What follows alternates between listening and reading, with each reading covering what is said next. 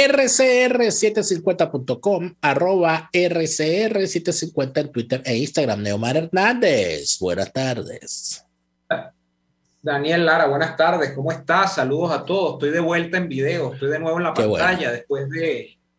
Yo creo que, Daniel, ayer he tenido unos malos días en los últimos meses por distintas cosas, ¿no? Pero el día de ayer creo que fue uno de los peores días, yo no sé si del último año, bueno, no, ya hay otros días peores, pero oye, es de esos días que tú dices, ¿cuándo se va a acabar esto? Por Dios, se fue la luz. Bueno, y entonces yo dije, ¿cuándo se va a acabar esto? Cuando caiga Maduro, cuando se arregle Venezuela. Ese es el día que se va a acabar esto. Bueno. Ayer se me fue la luz. Me di cuenta que me habían robado un montón de cosas. Fue un problema con el tema de la conexión. Después se me atrasó el trabajo. Entre los múltiples trabajos que hago yo, los tigres que yo mato. Se me atrasó el trabajo, me dio la 1 de la mañana escribiendo. O sea, de verdad yo ayer a la 1 de la mañana decía, ¿será que Dios me ha dado suficiente resiliencia para yo aguantar esto? Y yo dije, sí, voy a aguantar como el que más, como dicen en España, voy a aguantar como el que más. Bueno. Pero yo te digo algo, Neymar, que es importante siempre tenerlo claro. Pase lo que pase, nosotros formamos parte de ese grupo de personas nacidas en Venezuela que podemos toda la noche poner nuestra cabeza en la almohada tranquilos. Bueno, anoche la tibiera no me tenía tan tranquilo. Me dieron las 3 de la mañana. Pero la tibiera se pasa. O sea, tú no claro, dejas... me dieron las 3 de la mañana y tú no perdiste el sueño. Tú no perdiste el sueño porque tuvieras unos reales metidos en el Credit Suisse y te los quitaron y porque se te fue un testaferna. Tú agarraste una tibiera ahí por una cuestión netamente material que en algún momento lograrás recuperar a punto de trabajo. Que da rabia, sí da rabia, por supuesto, pero las cosas son así. ¿Tú sabes quién sí? Yo estoy muy preocupado. Fíjate que la semana antepasada, el viernes de la semana antepasada, nosotros tuvimos una llamada de un oyente que creo, si no recuerdo mal, llamó desde Madrid, diciendo que ya había empezó la guerra en Rusia, Daniel, y tal, y tú no vas a comentar de eso. Entonces, hermano, uno para obligarlo a uno a que comente de cosas que ellos consideran que no debe comentar. Y yo en aquel momento me burlé del asunto porque me parece que era lo que correspondía por el simple y sencillo hecho de que no podemos seguir siendo presas de lo que ocurre en las guerras, que es el asesinato de la verdad, y caer en las redes de propaganda que establecen estos grupos en pugna. ¿Por qué yo desestimo cuando me dicen, empezó la guerra? Es que la guerra ya empezó. La guerra no se ha detenido desde el 2014. Y nosotros estamos viviendo un lento proceso histórico que no es otra cosa que la posguerra fría. Hasta el punto de que se están dando declaraciones que hay que revisar muy bien. Cuando Vladimir Putin lanza un libelo ayer en contra de lo que fue la caída de la Unión Soviética, diciendo que la autodeterminación de los pueblos ha sido un grave error que se ha cometido a lo largo de la historia y que las repúblicas se separaran de Rusia fue un grave error que se cometió. Pero cuando yo veo que Vladimir Putin dice algo como eso, que lo dice con completa sinceridad y que es una posición del comunismo. O sea, ese es un lamento histórico ruso, el haber permitido que se separaran las repúblicas. Ese es el comunismo, digamos, que fue uno de los enfrentamientos, la gente no sé si olvida esto, uno de los enfrentamientos, más que por el aparato interno de control del Partido Comunista Soviético, entre Stalin y Trotsky, tiene que ver con la visión internacionalista de uno y la localista del otro, que era o sea, uno decía, hacer la revolución es hacer la revolución en todas partes del mundo al mismo tiempo, que creo era el planteamiento en cierta medida de Trotsky.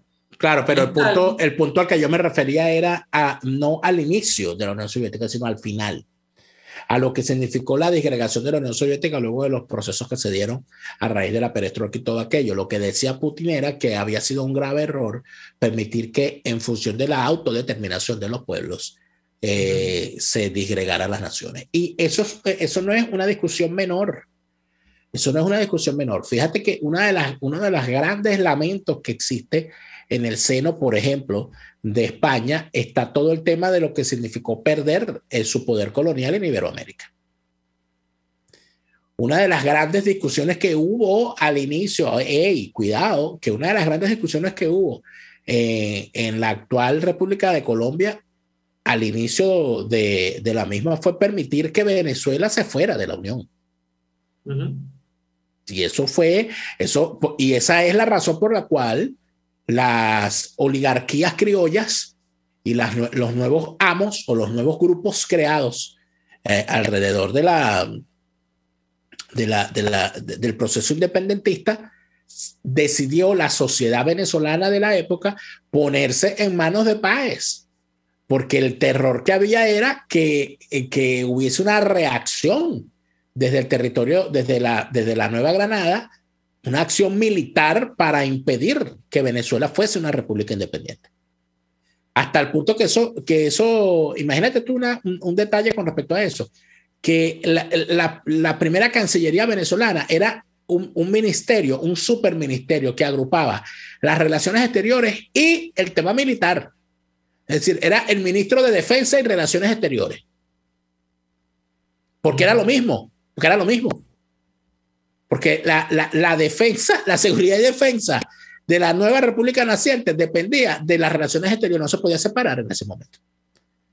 Entonces, pero es también el reclamo, porque usted dirá, bueno, pero es que Putin es un tirano. No, claro, sí, sin duda que lo es, sin duda. Yo no tengo la más mínima duda de las carencias y de los excesos de Putin. Pero cuando él considera que la autodeterminación de los pueblos es una trampa detrás de la cual se esconde la voluntad de disgregación de los países, no está coincidiendo con lo que piensa la clase política española con el tema Cataluña y el tema País Vasco. Correcto. No está coincidiendo con lo que piensa la clase política británica con respecto a Escocia, Irlanda del Norte, Gales, etcétera. No está coincidiendo con lo que piensa la clase política canadiense con respecto al añejo, lejano y ya creo que extinto problema de Quebec. No está coincidiendo con las discusiones que se pueden dar creo que en todo el mundo, en todos los grandes países. Bueno, imagínate tú, ¿no? China con Hong Kong, con Taiwán. O sea, no es una cosa menor. Estamos hablando de unos temas, estamos hablando de discusiones de paradigmas que están bien candela ahorita. Yo invito a la gente, Daniel, sinceramente, a no quedarse en la discusión de que si la guerra empezó, que si no empezó. No. Aquí hay una cosa, aquí hay unas energías telúricas desatadas bien difíciles. Es que ahí hay un problema, Daniel, que es, escucha, enviado. El tema es que la palabra clave es paradigma. ¿Por qué Putin, en este momento en el que nosotros estamos hablando, es hasta ciertamente bien visto por estos grupos nacionalistas que tú has de alguna manera esbozado, o estos grupos que reclaman soberanismo dentro de determinado territorio? ¿Por qué? Justamente por eso, porque se dice o se reconoce en Putin, sí, a un tipo que es antidemocrático, a un autoritario, a un oligarca mafioso que ha estructurado un sistema económico de un capitalismo de estrado oligárquico mafioso. Pero ¿qué dicen estos grupos? Estos grupos dicen, pero no se puede negar que Putin tiene un planteamiento soberanista con respecto a lo que él cree es la patria, que es un tema que se ha puesto de moda. Pero es falso. Pero es que el planteamiento es falso. Bueno, pero tan falso como el argumento de Hitler. Es que hay que poner a la gente hay que poner a la gente en su sitio. Mira, el planteamiento para que caigan en esto, y yo los invito a revisar las cifras y a estar muy pendientes con los términos que se utilicen. Cuando usted revisa el organismo de propaganda ruso, esa cosa balurda que es la agencia Sputnik y esa cosa grosera que es RT, Russia Today, ellos utilizan unos términos que son ciertos para concluir algo que es mentira. Me explico. Ellos dicen que la mayoría de la población de las zonas ocupadas es de habla rusa y que esa gente está feliz porque en realidad ellos son rusos. Yo no quiero formar parte de una Ucrania que está empeñada en formar parte de la OTAN y de Europa porque ellos son rusos. ¿Qué es lo que ocurre? Que ellos están equiparando el ser étnicamente rusos al ser rusoparlantes. Son dos cosas distintas, Neomar. No es lo mismo ser étnicamente ruso, y es que aquí es el tema que a nosotros, sobre todo a los iberoamericanos, pero muy especialmente a los venezolanos, se nos hace difícil. Porque ¿qué significa ser venezolano? Bueno, yo soy venezolano y punto, y ahí no hay nada. Usted no se pone ahí, por más que el señor lo haya intentado hacer, no, porque es que yo soy ya no mames, yo soy yo soy venezolano y punto. Y es venezolano. Nunca caló el elemento racial. No, porque no existe, en realidad, una cosa profunda que esté en la mente de las personas a la hora de diferenciarse. No hay un venezolano originario. No hay un venezolano originario. Y cuando se ha intentado siempre es minoritario. O sea, el maracucho es menos venezolano que el margariteño, el cumanés es menos venezolano que el andino, eso no ha calado jamás. Pero en el tema de estos países es que hay un tema, no es lo mismo ser eslavo, oye, a ser iraní. O sea, no es lo mismo ser árabe que ser iraní, no es lo mismo ser iraní que ser kurdo, no es lo mismo ser albano-kosovar que ser serbio. Entonces son unos temas que aquí están muy, muy vivos. Entonces, ¿qué ocurre? Que estos tipos dicen, bueno, es que la mayoría de la población allí es de habla rusa, por lo tanto yo soy un ruso. No, solamente el 17% de la población de Ucrania es étnicamente rusa. Y el hecho de que sean étnicamente rusos no los hace estar de acuerdo con Rusia. Son dos cosas distintas. Habría que hacer una encuesta. Habría que hacer, bueno, hacer un referendo y ya está, que es lo que correspondería. Pero es que además de eso hay otras cosas. Que es lo que hacen los países. Lo han hecho de Irlanda, lo han hecho de Irlanda, exacto. Pero fíjate que tiene otra situación. El tema de los rusoparlantes.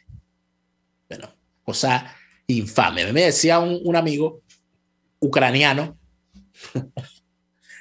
con el cual estudié, decía que él se siente insultado, que él está tratando de no ver los medios porque él se siente insultado, porque él es ucraniano, ¿no? Él es judío, judío y ucraniano, y él vivió, pues es mayor que yo, un señor ya de 60 y pico de años, y él vivió la Unión Soviética, se crió ahí.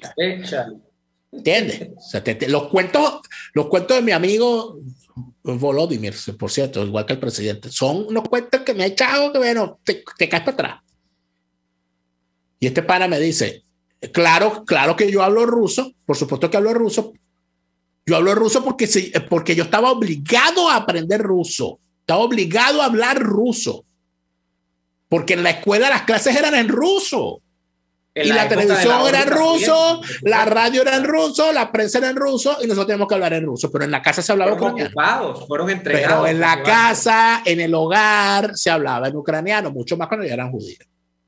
Y la religión estaba prohibida y había todos unos cuentos de cómo es la cuestión de la religión y todo eso, y además de cómo el tema de luego a la caída y a la independencia de Ucrania, lo que significó poder expresar la fe en público, la importancia de eso. Entonces, oye, ¿por qué están empeñados en decir, no, que es que como el 70% de la población habla ruso, el 70% de la población venezolana habla español y no por eso queremos ser parte de España necesariamente? Bueno, castellano. Mira, el español. Español. El español que salió de Castilla. Mira, el tema es el siguiente. En la palabra paradigma que tú sacabas hoy a colación, te habla de la reescritura de las agendas, ¿no? Y en esta reescritura de agendas que hay, en el caso de Europa del Este, que tú vas a ver que estos movimientos que de alguna manera se venden como nacionalistas o que están reivindicando el origen nacional de cada uno de sus países y de eso se sienten orgullosos y tal, han desplazado, Daniel, de la discusión pública para apoyar o dejar de apoyar a Putin temas como por ejemplo el sistema económico que favorece a Putin. Es decir, si Putin es un liberal o es un mercantilista, si está a favor de la economía de mercado o está a favor de los monopolios estatales. Eso es un tema de tercer orden ahorita para esta gente. Eso a mí me parece interesantísimo porque para nosotros los venezolanos, uno de los puntos capitales sigue siendo, y porque nunca lo hemos tenido, tener una economía sana. Entonces nosotros admiramos o dejamos de admirar modelos políticos en el mundo es si esa economía es una economía próspera, y generalmente las economías prósperas son las libres, donde hay leyes de mercado, donde hay respeto a la propiedad, donde hay libre intercambio entre los actores económicos de la sociedad. Eso es tercer orden ahorita. Ha quedado de lado, Daniel, el tema del tipo de régimen político. Ya ni siquiera se ve si Putin es un autócrata, si Putin es una democracia con zonas grises, si Putin es un tipo que es simplemente un nuevo zar, un tiranuelo de puño moderno.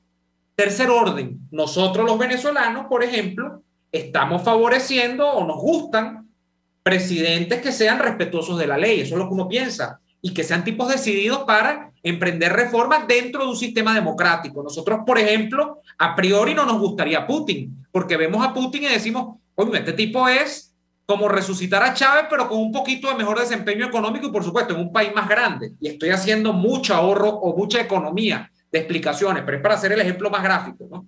Entonces, hay dos elementos allí que ya están fuera, el político y el económico. Para esta gente, el nuevo paradigma, los nuevos discursos, la nueva importancia de los políticos va de si son soberanistas o no son soberanistas. Y para nosotros, Daniel, bueno, al menos para mí, te lo digo, por eso es que es complejo el cruce de agendas. Eso es lo que te va a llevar a ti a que partidos que son, por ejemplo, muy favorables a la derecha política europea, que están montados en los planteamientos soberanistas, van a decir, mira, Putin no es tan malo, porque van a desplazar estos otros dos elementos, el político y el económico. Para ellos es un tema de una palabra que se ha puesto de moda ahora, sobre todo después de que Trump estuvo en la presidencia de los Estados Unidos, con todo lo que representa ahora también todo el tema de las organizaciones internacionales que promueven los gobiernos globales o globalistas, que es la palabra patria. Está de moda. De hecho, fíjate tú que toda una nueva derecha mundial, el primer término que usa como para tener sentimiento de grupo, de correspondencia entre grupos, es yo soy un patriota de tal país. Te digo que a mí, como venezolano, realmente la palabra patriota no me dice mucho. De hecho, Venezuela hoy, si tú te pones a ver, el último de los elementos que tiene que discutir, y me perdona mucha gente que tiene un chauvinismo, que no es nacionalismo, un chauvinismo estúpido, es si esto es un tema de reivindicar la patria o no. Aquí hay que resolver otras cosas primero. Aquí hay que resolver la economía primero. Aquí hay que resolver la democracia primero. Ahí hablando de paradigmas, cuando yo tengo que ir al corte, estás cayendo en una profundidad y en un foso que te va a llevar a cuestionar la propia nacionalidad, porque hay un mito fundacional venezolano. Nosotros somos patrioteros por definición. Sí. Y tanto somos patrioteros que lo único que tienes que hacer es revisar nuestra simbología, lo que son nuestros símbolos nacionales y lo que es nuestra historia. Por eso es que existe esa canción escrita por Connie Méndez, ¿verdad? Donde ella da la explicación de por qué somos como somos y concluye diciendo: el secreto, compañeros, yo se los voy a contar, es que arrullamos a los niños con el himno nacional. Cosa que es cierta. Es que le parece a usted extraño que la principal canción de cuna venezolana sea el mismo estribillo del coro del himno nacional. Eso no es casualidad. Y se podrán decir muchísimas cosas más, pero tenemos que ir al corte y al regreso venimos con nuestra sección de los martes de presos políticos. Ya venimos. Usted escucha Y Así Nos Va con Daniel Lara y Neomar Hernández, solo por RCR 750 AM. Puedes seguirnos en nuestras redes sociales. En Twitter, @RCR750, la radio que se ve. En Il Sapore de la Nonna también consigues cortes de carne para los paladares más exigentes, como el delicioso steak pimienta, un lomito con salsa de crema picante, o el famoso cartocho de lomito, que viene preparado con queso gratinado, tocineta y champiñones. Acompáñalos con cualquiera de las increíbles pastas o papas al vapor y la sensacional ensalada César de Il Sapore de la Nonna. Visítalos en la avenida Victoria, diagonal a la bomba de gasolina Guayana. Il Sapore de la Nonna, el sabor de Italia en Caracas. Amigos, nace un nuevo concepto de farmacia en Venezuela. Farmacia CVS y más.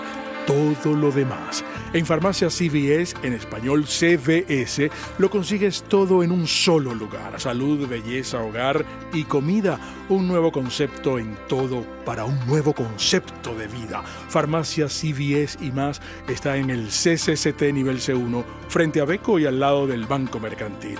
En Instagram, FarmaCVS. Farmacia CVS y más. Todo lo demás. Les estamos presentando Y Así Nos Va, cuando se tiene algo que contar. con Lara y Hernández, solo por RCR 750 AM.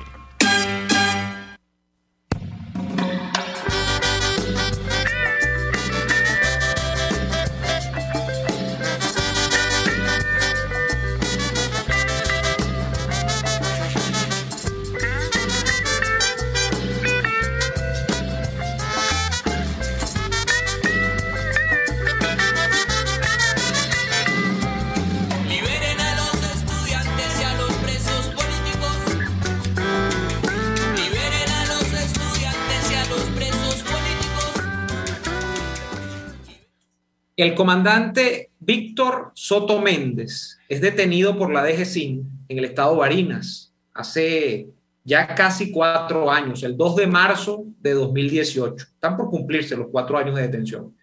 Le aprenden allí en el estado Barinas, no había orden judicial, llega la DGCIN, a empellones lo sacan de su casa, que era donde estaba, donde resulta detenido. Lo traen a Caracas, presuntamente lo tienen un tiempo en la Dirección de Contrainteligencia Militar, acá en Caracas, en Boleíta, sitio que ya por ustedes es bastante conocido. Allí sufre cualquier cantidad de tratos inhumanos, ¿no? Torturas. Han denunciado sus familiares quemaduras en el cuero cabelludo, en la cara, cualquier cantidad de maltratos, incluso con gas lacrimógeno dentro de ese centro de reclusión. Después lo llevan a una cárcel común, a la cárcel de La Pica, en el estado Monagas, y después termina siendo trasladado otra vez acá a la zona metropolitana de Caracas y lo recluyen en Ramo Verde, donde está hoy, entendemos, con un juicio completamente paralizado, sin ningún tipo de aporte de pruebas sobre un supuesto movimiento insurreccional que se conoció como el Movimiento de Transición de la Dignidad del Pueblo en el año 18, imagínense ustedes. Y para hablar de su caso tenemos con nosotros hoy a Ana Velázquez, su señora esposa. Buenas tardes, Ana, ¿nos escucha? Buenas tardes, sí, claro, ¿cómo estás? Cuéntenos, Ana, en casi 4 años, ¿cuál ha sido la experiencia con la prisión de su esposo en términos de las torturas, en términos de los intentos para hacer avanzar el caso a nivel judicial, que entiendo está estancado porque está en justicia militar? Obviamente, su esposo es comandante de la Fuerza Armada Nacional Bolivariana. ¿Qué ha pasado durante estos 4 años? A ver, si te entendí bien la pregunta, hay dos vertientes ahí sobre los cuales se puede hablar, ¿no? Me mencionabas al principio respecto de las torturas sufridas, ¿no? Las torturas directas con él o del calvario que tenemos que pasar nosotros como su entorno y como sus familiares, ¿no? Porque al estar presos ellos, de algún modo nosotros también pues quedamos encarcelados y por supuesto sus hijos privados del calor de su padre, ¿no? Y lo otro que me mencionabas era... sí, el tema judicial, el tema, ¿cómo ha estado eso? Porque entiendo que está detenido el proceso judicial. El tema judicial, mira, el tema judicial es algo que, para serte franca, yo no soy abogado, pero pues mientras uno tenga la posibilidad de leer un documento e interpretarlo, bueno, algo pudiera entender, ¿no? Del tema judicial yo digo que eso está estancado, porque él tuvo un juicio en el año 2020, un juicio exprés que duró como 2 o 3 semanas nada más, en donde fue sentenciado a 7 años y 6 meses. Pero un juicio que cualquier abogado que eso está inclusive publicado en la web del TCJ, porque después de eso ejerció un recurso de abocamiento el TCJ en su sala de casación y prácticamente publicó todo el expediente allí en su página web. Él fue sentenciado a 7 años y 6 meses y nosotros apelamos esa decisión, la defensa. Esa Corte de Apelaciones, que sería la instancia superior en la Corte Marcial, anula el juicio porque observa vicios allí y nosotros nos quedamos a la espera de que se constituyera un tribunal distinto y se aperturara nuevamente un juicio que hiciera lo propio. Claro. Es allí cuando intercede el TSJ y ejerce su recurso de abocamiento de oficio. Ahí lo solicitó, ellos quisieron conocer de esa causa y anula esa decisión del mes de julio de anular el juicio. Te hago la cronología. En febrero, la defensa apela la decisión de la sentencia de diciembre de 2020. En julio, viene la audiencia de la Corte de Apelaciones, la Corte Marcial, y anula la sentencia. Pero en septiembre el TCJ se aboca de oficio y anula la sentencia de la Corte de Apelaciones, de la Corte Marcial de Apelaciones, y solo manda a corregir los vicios que originaron ese fallo. Es decir, el TCJ reconoce que la sentencia de diciembre tuvo vicios, también aprovecha y echa mano de algunos errores que tuvo la sentencia de la Corte de Apelaciones, y en base a eso no toma decisión como instancia superior, sino que lo devuelve nuevamente a la Corte Marcial con la salvedad de que debe corregir los vicios que existen. Eso queda allí, en una gaveta. De septiembre para acá, han pasado ya más de 6 meses, ¿qué? Octubre, noviembre, diciembre, enero, febrero, 5 meses, y todavía no se pronuncia la Corte Marcial. Creo ni siquiera que se ha constituido un tribunal para conocer de esa causa, de esa apelación, claro, que se interpuso, y pronunciarse en torno a esa apelación. Eso es lo que estamos esperando. Y bueno, así nos pasan, claro, los días, pues. En un limbo completamente. Estamos hablando entonces de un juicio que ha estado como una especie de ping-pong y que ahora está absolutamente estancado porque fue devuelto a su lugar inicial, la Corte Marcial, que no se ha pronunciado sobre reestructurar esos vicios o corregir, mejor dicho, esos vicios que se produjeron en el primer proceso. Ahora, Ana, ustedes son de Barinas y su esposo también ha estado en un ping-pong de centros de reclusión, estuvo en La Pica, después estuvo una temporada también al principio en la DGCIN, donde, bueno, ustedes han narrado que sufrió cosas horribles, y ahora está en Ramo Verde. Entiendo que el tema de los traslados, el tema de ver habitualmente a su esposo, pues es muy difícil. ¿Cómo hace una familia que está radicada completamente en Barinas para hacerle seguimiento a un preso que está por decirlo de alguna manera, en Caracas o en el área metropolitana de Caracas? Es complicadísimo, me imagino. Yo quisiera preguntarle al gobierno cómo haría yo con un carro que lo que almacena son en su tanque, en su depósito, 40 litros de gasolina para llegar desde Barinas a Caracas sin poder llevar una pimpina de gasolina.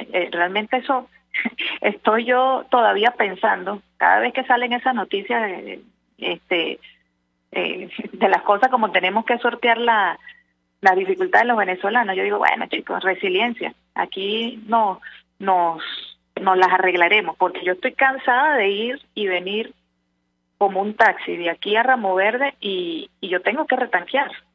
Claro, porque yo tengo que llegar.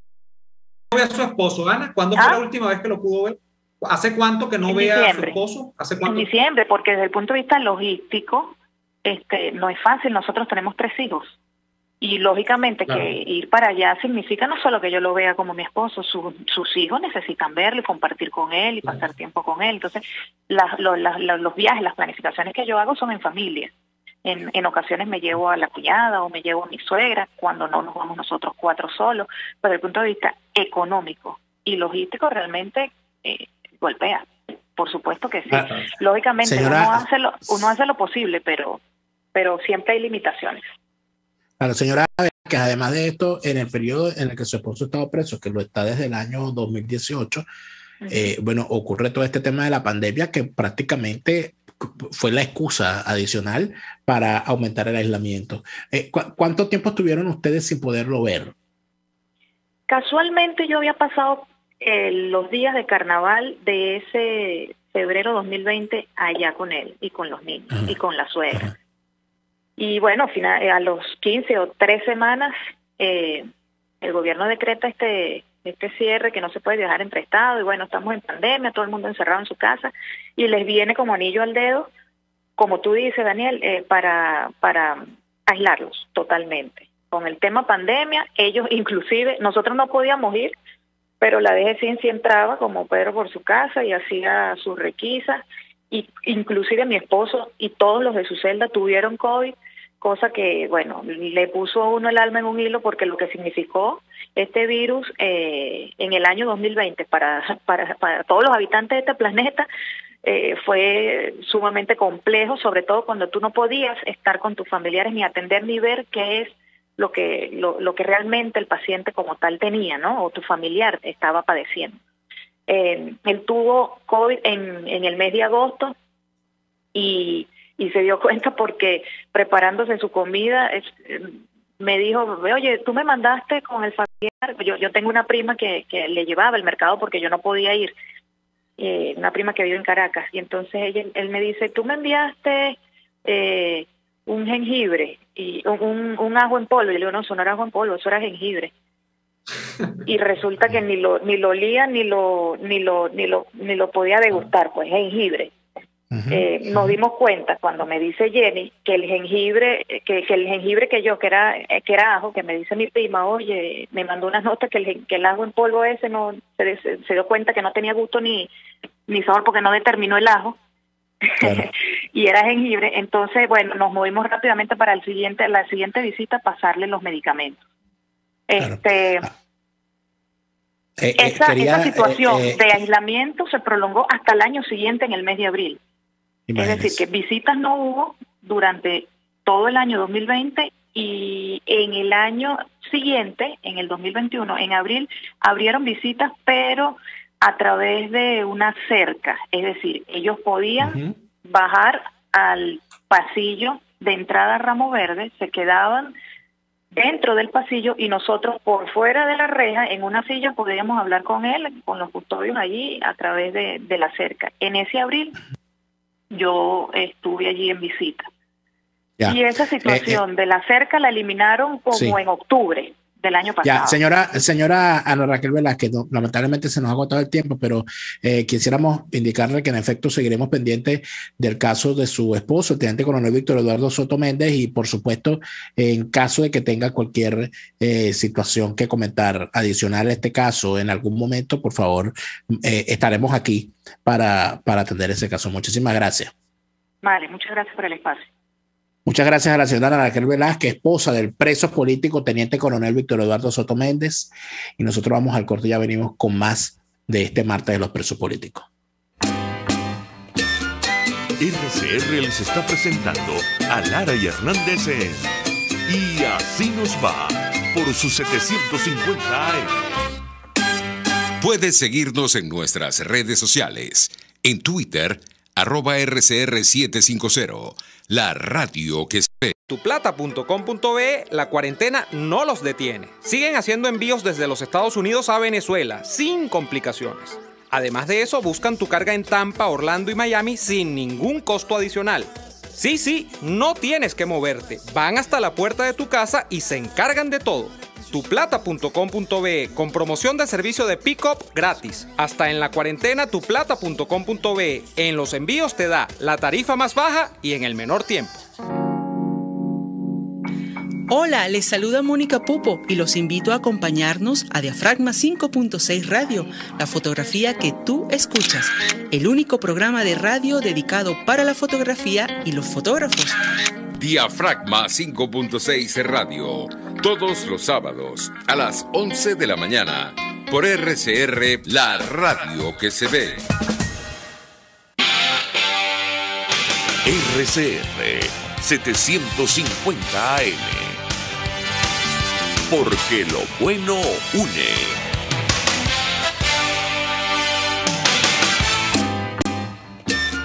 Estamos escuchando Y Así Nos Va con Lara y Hernández por RCR 750 AM. Seguimos en Y Así Nos Va. Hemos tenido alguna noticia relacionada a un siniestro aéreo que habría ocurrido en Barquisimeto, que involucra a una aeronave del ejército. Entiendo que se trataría de un helicóptero MI-17 que se habría precipitado a tierra en la zona de Pavia, en Barquisimeto. Entiendo además de eso que tenemos algún tipo de video sobre el asunto que trataremos de ponerlo a la disposición de quienes están a esta hora sintonizados con nosotros. Sin embargo, debo decir que por las imágenes que veo se trata de una un siniestro bastante complicado. Según la información que tengo, en efecto habría ocurrido este accidente en la localidad de Pavia, en el municipio de Iribarren del estado Lara. Y esto, bueno, las imágenes son elocuentes. Entiendo que hubo, sí, supervivientes. Estoy por las imágenes que están circulando. Entiendo que habría sobrevivido a alguno de sus ocupantes. Según un reporte que hace La Patilla, se trataría de un helicóptero del ejército venezolano, en efecto de un Mi-17, y que habría ocurrido el siniestro durante la tarde de hoy, allí en el sector Los Camagos de Pavía, ubicado al oeste del municipio de Iribarren del estado Lara.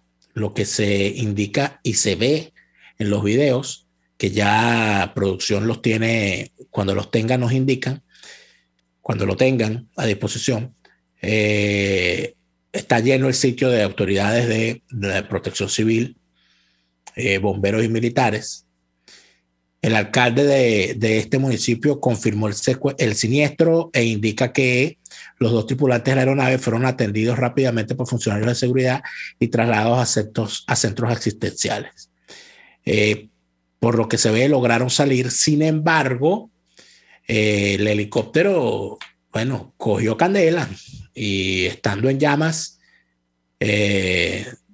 podemos avisorar una pérdida completa del mismo. Habría que ver, por supuesto, qué fue lo que ocurrió. El video solo dura pocos minutos, pero creo que lo mejor que podemos hacer, Omar, es en efecto observarlo, porque creo que es elocuente lo que ahí ocurre. Por supuesto, habrá que esperar una investigación. Bueno, no, de aquí estoy hablando yo no estoy en un país de verdad. No va a haber investigación, olvídense de eso. O sea, ¿qué va a estar esperando?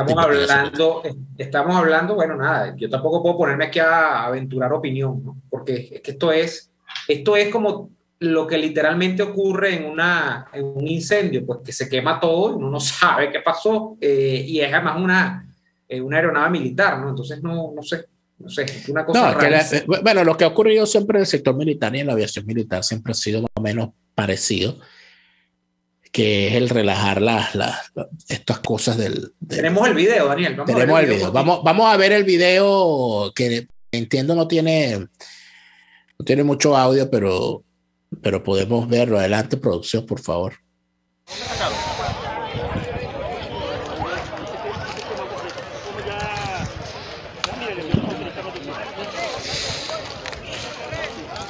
Pero es que ya dio vuelta en el aire. ¿Usted la vieron de allá puesto? Va. Estaba aquí. Ya dio vuelta en el aire, marico. Algo le tronó. Miguel. Estamos llamando.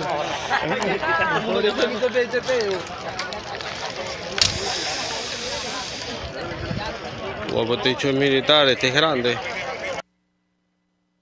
Ese helicóptero, como pudieron ver en las imágenes, en efecto se incendió. No, nadie que solamente, y puedo hablar desde la experiencia, ¿no?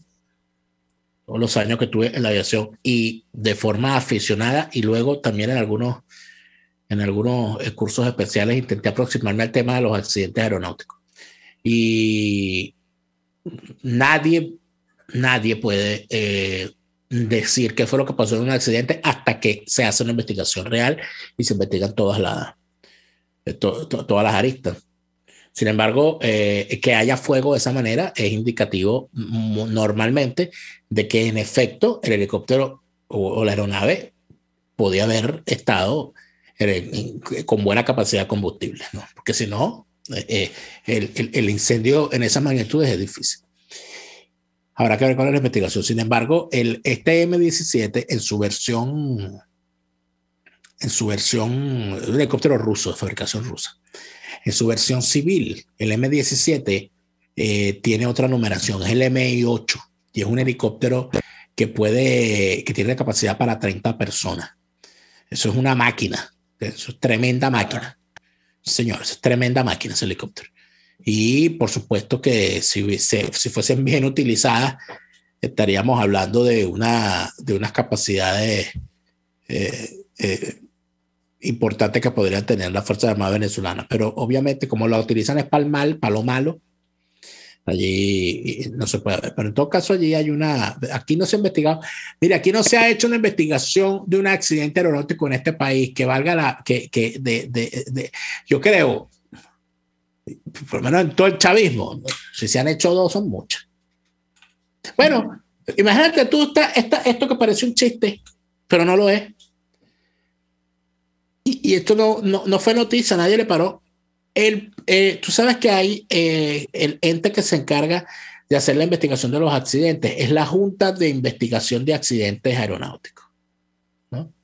Bueno, aquí hubo un accidente donde se mató el presidente de esa junta.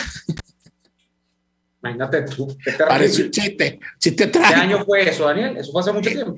Eso no, fue hace mucho tiempo, porque fíjate, y esto tiene coincidencia. ¿Tú te acuerdas de aquel accidente un accidente muy extraño, porque los testigos de la zona de Naiguatá, San Julián y zonas aledañas circunvecinas recuerdan haber escuchado una explosión?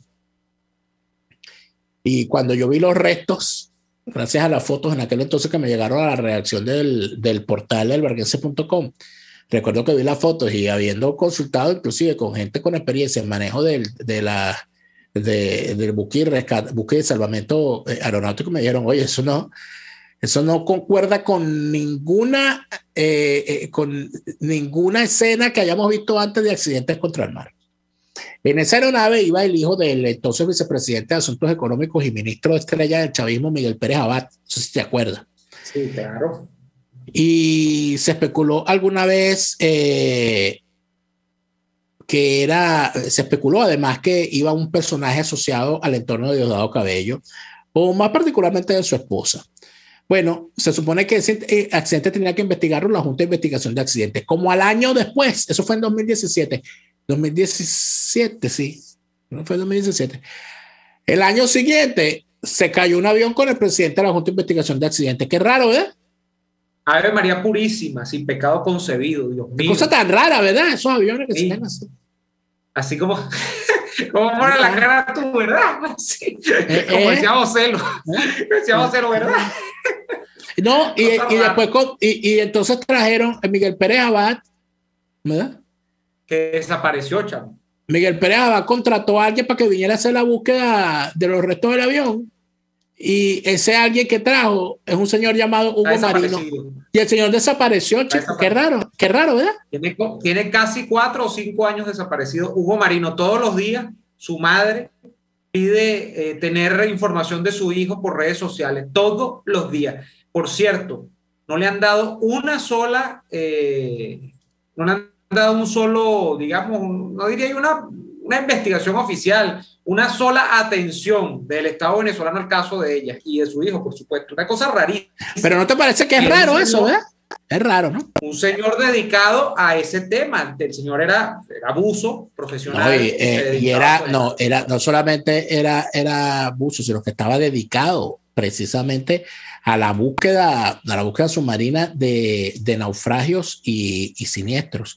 Él tuvo una participación estelar en lo que fue la búsqueda del avión del heredero del Imperio Missoni. No sé si tú te acuerdas. Vittorio Missoni, creo que se llamaba, el heredero del Imperio de la moda italiano. Y además de eso, en el transcurso logró conseguir adicionalmente el avión de Transavén, que se había caído de una forma trágica 5 años antes, el mismo día, en el año 2008. Bueno, el señor tiene una reputación dentro del área, pues entonces lo buscaron, lo buscó Miguel Pérez Abad, entendemos, para hacer esto y desapareció. Aquí todo el mundo desaparece uno atrás del otro. Entonces, como adivina quién o sospecha, el juego aquel club, creo que le llaman en otros países. Bueno, tú tienes que decir, lo mató el coronel Mostaza en la biblioteca o el candelabro. Pero tú sabes una cosa, ya vamos allá al corte, pero tú sabes una cosa, que este accidente que ocurrió en Barquisimeto, no le van a poder echar la culpa al bloqueo por la falta de repuesto, porque el helicóptero es ruso. Y a la gasolina tampoco, porque gasolina como que tenía también. También como que prendió en candela. Por el candelo que, aunque de repente lo que llevaba era Nutella. Pero sabes que la Nutella coge mucha candela. ¿No viste lo que pasó en Cinecittà? Bueno, tú sabes que la Nutella, vamos al corte comercial, la Nutella desprende. Yo me di cuenta de eso y por eso dejé un poco de comer Nutella, porque engorda mucho, ¿no? O sea, uno se pone, cuando viene a ver, bueno, te alimentas de Nutella. La Nutella desprende unos aceites que parecen aceites de palma.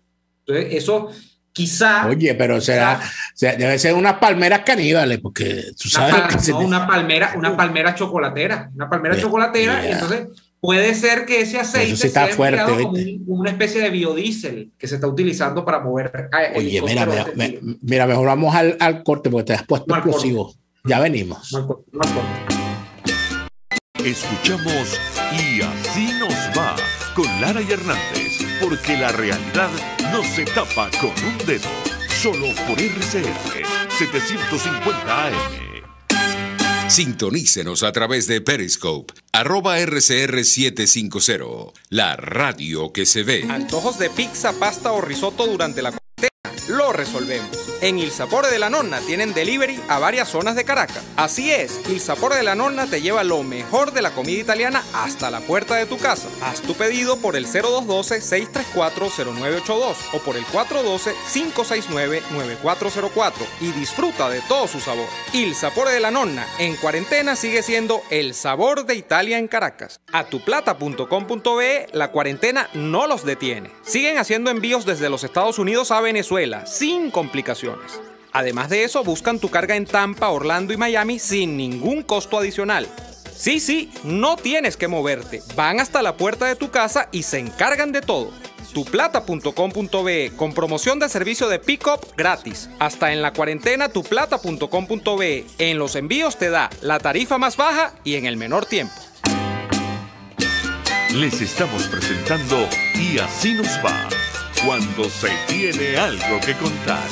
Con Lara y Hernández, solo por RCR 750 AM. Bueno, nosotros podemos tener, en ausencia de las grandes producciones de Venevisión, de RCTV, incluso las brasileñas que pasaba Televen en alguna época, que nosotros las hemos comentado con antelación, podemos tener unas novelas pues con los personajes que da la política, no solamente venezolana, sino mundial, pero sobre el tema venezolano. Hay una novela con la Unión Europea y el informe que tenían que sacar sobre el mapleto de elecciones ese que hicieron en noviembre aquí, donde, bueno, nosotros descubrimos a nuestro tercer libertador, porque el primero fue Bolívar, después vino Guaidó y después vino Superlano, nuestro tercer libertador de la historia patria contemporánea de Venezuela.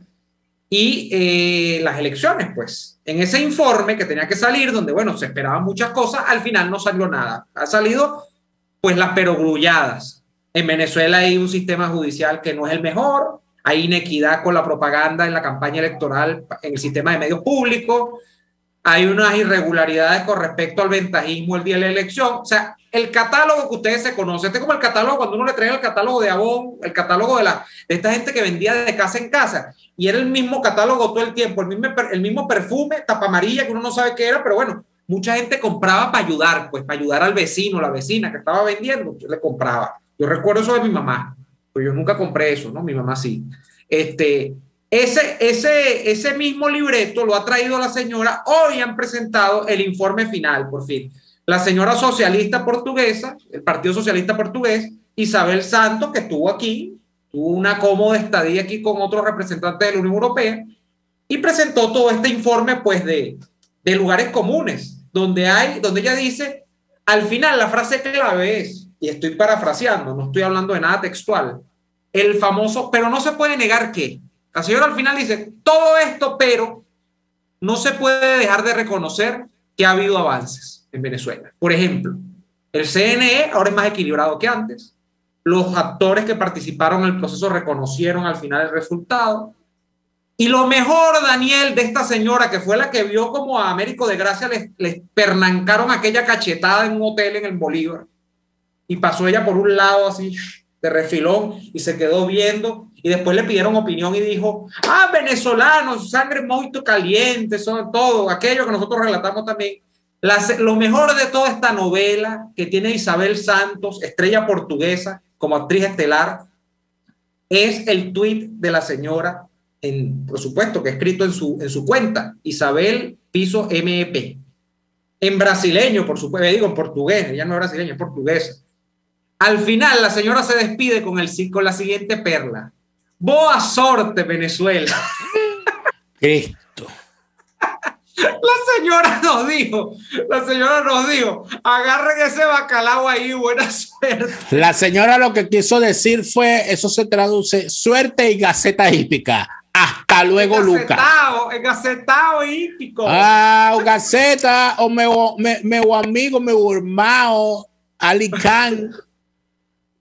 Suerte, gaceta hípica.